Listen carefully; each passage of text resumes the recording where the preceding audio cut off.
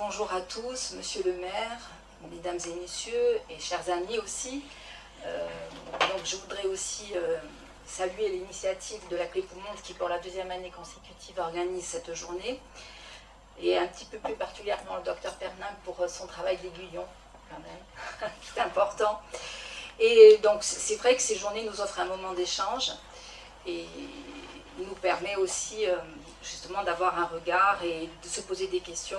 Et c'est un moment de partage et qui est privilégié, donc je le remercie. Alors, effectivement, vous l'aviez signalé, monsieur Pernin, que dès notre élection, la collectivité et la majorité territoriale a érigé donc la lutte contre la précarité et la pauvreté comme un objectif prioritaire. Alors, objectif prioritaire, pourquoi? Puisque d'abord, l'idée que la société corse puisse fonctionner à plusieurs vitesses, elle est tellement révoltante, enfin le mot est fort, mais je pense qu'il faut l'employer, tant sur le plan des principes de droit, de justice et d'équité sociale, et puis surtout inconcevable, et tout à l'heure monsieur le maire l'a aussi souligné, au regard de notre tradition qui est fondée sur la solidarité et sur l'entraide. Alors là, juste une petite anecdote, un petit exemple que je vais vous citer. Hier, j'ai rendu visite à mon oncle qui a 98 ans et qui a toute sa tête. Bon, il a fait la guerre, les camps, enfin, c'est résistant, enfin, vraiment quelqu'un de très costaud et très... il me dit, tiens, demain, qu'est-ce que tu fais? Je dis, ben, demain, je vais à cette fête de la solidarité. Il me dit, ah oui, la pauvreté. Il me dit, mais tu vois, je pensais que ça avait évolué quand même, ça avait changé aujourd'hui. Il me dit, mais tu sais, on était tous pauvres. Moi, au village, on a toujours tout souffert. On n'avait rien, mais on ne le disait pas trop. Mais on s'aidait, on s'entraidait toujours. Et donc c'est vrai que c'est une tradition qui chez nous sûrement dans d'autres régions, et donc avec toujours cette pudeur. Et aujourd'hui, heureusement, on peut en parler et on peut trouver des solutions et on a des axes de travail là-dessus.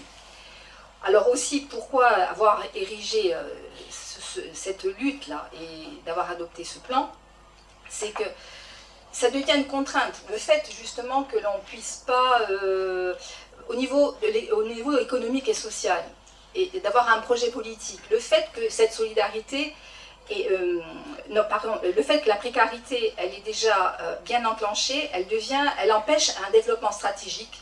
Et donc, il faut absolument trouver les causes et endiguer le problème avant de pouvoir progresser sur ce chemin-là. Et enfin, aussi, avec la création de la collectivité de Corse, donc évidemment, il y a une opportunité, c'est celle de créer un véritable pôle de compétences qui réunit tout le monde, évidemment, puisque aujourd'hui, elle devient, donc la collectivité de Corse devient un chef de file de l'action sociale. Donc ça, c'est aussi, ça fait partie de ce plan de lutte qui a été voté le 30 mars 2017 et qui se décline d'une manière un peu plus opérationnelle avec la feuille de route qui a été présentée, donc de la feuille de route de l'action sociale qui va de 2018 à 2021, donc avec un plan bien défini, et qui a été présentée à l'Assemblée cet été, donc en juillet.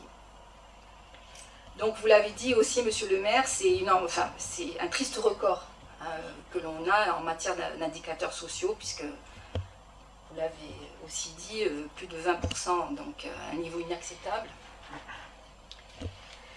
Et tout, bon, je vais pas reprendre un petit peu, mais tout ce qui est à retracer tout à l'heure, monsieur le maire, bon, mais on est tous, les familles monoparentales, le taux de chômage, l'offre de logement social. Et là, pour vous dire, justement, tiens, par rapport à ça, pour vous dire qu'on peut travailler même tous ensemble, c'est que dernièrement, il y a cette convention cadre qui va être signée entre l'Office foncier, la CDC et l'État pour acquérir ces 500 logements.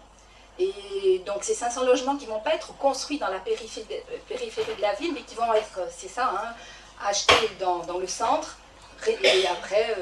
le Frédiagne et l'ancienne... voilà, et que vous pourrez rénover, voilà, et ensuite mettre... voilà. Donc pour vous dire qu'on travaille en synergie. C'est ça qui est important, parce qu'à ce niveau-là, il n'y a pas de couleur politique, quoi. Donc ça, c'est important de le souligner, c'est une bonne initiative. Donc, quoi vous dire d'autre? Bon, après, c'est sûr que les causes, bon, on va dire aussi, c'est l'instabilité économique, enfin, par rapport à l'activité, le travail. Si on sait très bien que si demain on n'est pas inséré par une activité dans le monde d'aujourd'hui, on en a tout repère. Si on n'a pas de logements sociaux, on ne peut pas fonder une famille, on ne peut pas inviter des amis. Donc voilà, ça ce sont les principales causes. Et puis bon, je suis là pour répondre à vos questions si vous avez des questions à me poser.